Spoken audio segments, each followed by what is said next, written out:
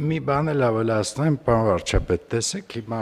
այն արգումենտացիան, որ ունենք Եվրասիական տնտեսական միությունից, որը վերաբերվում է անվտանգության եւ որակի հարցերին, եթե մեր դիվերսիֆիկացիայի գործընթացը շարունակվում է, ավտոմատ լուծվում է այն խնդիրը, որովհետեւ եթե ինքը մոնոուղղության արտահանում է, այսինքն գնում է միտեղ, այդ դեպքում դա դառնում է բանավեճ, որակ եւ այլ։ Բայց երբ որ սփռվում է արտահանման ուղիները,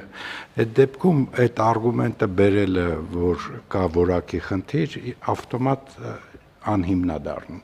որովհետև չի կարող լինել որակի խնդիր ընդեղ եւ չլինել, ենթադրենք, մի որևէ այլ երկիր գնալու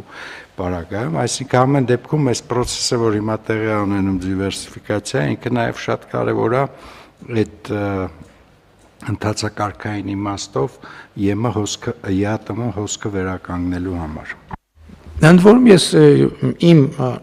այսինքն այնքանով որ ինչքանով ես գիտեմ ԵԱՏՄ եւ ԵԱՏՄ-ի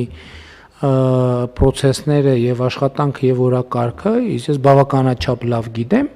իմ կարծիքով այն ինչ որ հիմա մեզ մոտ տեղի է ունենում Եվրասիական տնտեսական միության մի քանի երկրներում առնվազն շատ լուրջ անհանգստություն է առաջացնելու, չէ, որովհետեւ մարդիկ նայելու են, հա,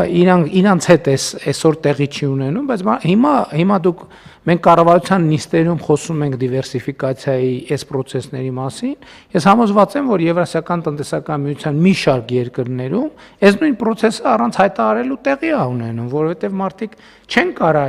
այս այն ինչ որ տեղի է ունենում, իրանք գնահատելու են որպես ռիսկ, որը իրանց առաջ կանգնած է։ Եվ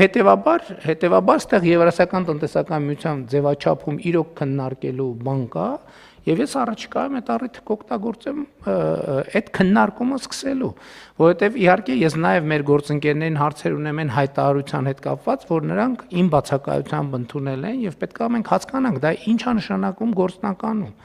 Այսինքն մենք պետք է հասկանանք Եվրասիական տնտեսական միության ցանկացած երկրի հետ կապված կարա sense որոշումներ կայացնի եւ ուղղակի տես մի օր արտանալ որոշումներ կայացնել։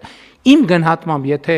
այս հարցի պատասխանը այո է, ուրեմն Եվրասիական տնտեսական միությունը հայտարարում է ինքնալուծարման մասին։ Եվ մենք պետք է ստեղից արդեն հետևություններ անենք։ Էլի եմ ասում։ Հիմա հարցը շատ հստակ պետք է լինի պատասխան՝ կա թե չկա։ Եթե կա, մենք կդիրքավորվենք։ Եթե չկա, այլ դիրքավորվելու կարիք էլ